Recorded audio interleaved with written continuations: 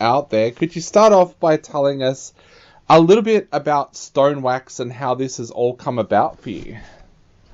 Yeah, so I'm a producer. I work at a studio up in the Sunshine Coast, and basically I'm a giant nerd, and I'm constantly creating with people, but I've never really created anything just for myself for fun, So this project's a giant nerd out, so to speak. Yeah, so we've had some of the artists that you've worked with in the past on our show, including Swimsuit Issue, Gisela. What was that like for you, taking that big step and going out and doing music for yourself? I guess it's breaking a lot of barriers, personal barriers, but you just gotta stop caring, I guess. Put stuff out for the sake of it. Yeah. Was there a moment that sparked you wanting to do that? Like, was there something that happened in your life where you went, you know what, this is the right time for me to do music for myself? Look, constantly soul searching to get nice and deep, but no, I've always really just loved creating the art, and yeah, I guess it was just the time and the place and the inspiration and just wanting to try a few things and experiment and explore a little bit of a different avenue than I'm used to, and yeah, this is the result. Definitely. So tell us a little bit about what kind of music has inspired you. Like, there seems to be a real feel for hip hop in there and a little bit of psychedelia. Yeah. What kind of genres inspire you, and what kind of genre do you believe that your music is in? Yeah, so I also play with a local band called Dear Doonan, and we play a lot of Eastern kind of psych music, and that has a lot of influence on me, and I love everything from the 60s and 70s, including a heap of Afrobeat, and hip-hop is a huge obvious one. But anything that just really immerses you. Yeah. I love that experimental stuff, and I love the shock factor. In the arrangement, that's a real fuel for my fire. Yeah. Now, you're not only experimenting with sound, but you're experimenting with visuals as well. Tell us a little bit about that aspect of what you're hoping to do as well. Yeah, so there's a thing called synesthesia, and it's the concept of being able to see music, and it's something that Jimi Hendrix spoke of when he was alive, and I've kind of been very curious about this concept, and I love artists like Flying Lotus and Gaslamp Killer and those electronic artists that really can immerse people in a space, not just in the music but in the visual realm. Basically, I want to just make people feel like they're on acid without actually taking acid. Definitely. So tell us a little bit about your visuals. Are you doing that all yourself? Are you teaming up with filmmakers, or how are you actually going to do that aspect of things?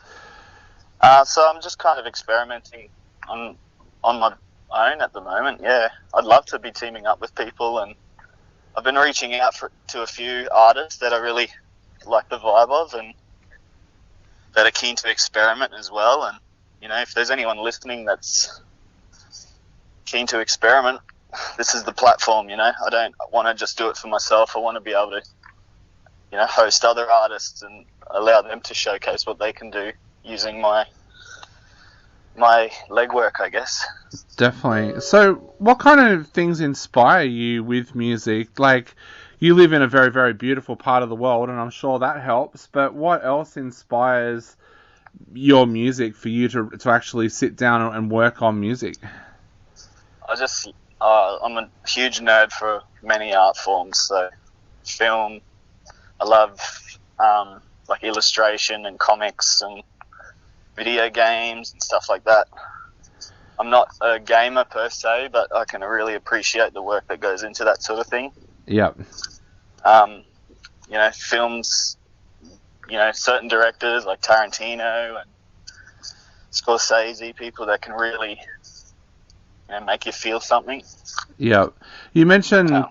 you mentioned comics there. Comics and graphic novels quite often get left off when people are talking about art forms, which is really sad because there's some brilliant stuff out there. What kind of comics and graphic novels are you into, and how do they inspire you?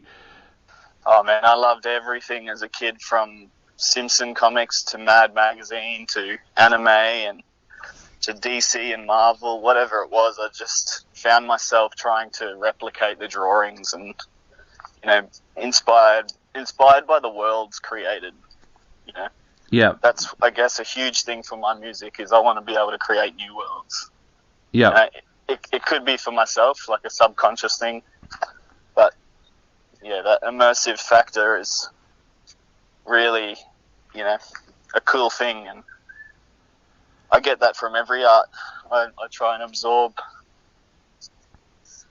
even if it's, just staring at a painting on a wall, or, yeah. Your music sounds absolutely perfect for a soundtrack. Is that something that you would love to do one day, a movie soundtrack? Oh, yeah, absolutely. That would be great fun. Awesome. Well, mate, what's your plans now for the rest of this year? You're starting to get your music out there and people are starting to take notice of it. What's your plans for the rest of this year now? Yeah, so I'm going to be releasing once a month.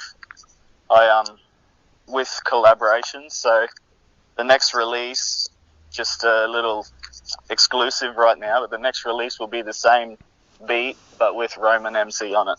Okay. And different tracks every month, and hopefully a visual side to go along with it. And if people want to discover your music and your visuals, how can they go about doing that as well? Follow me on Instagram, Spotify, Bandcamp.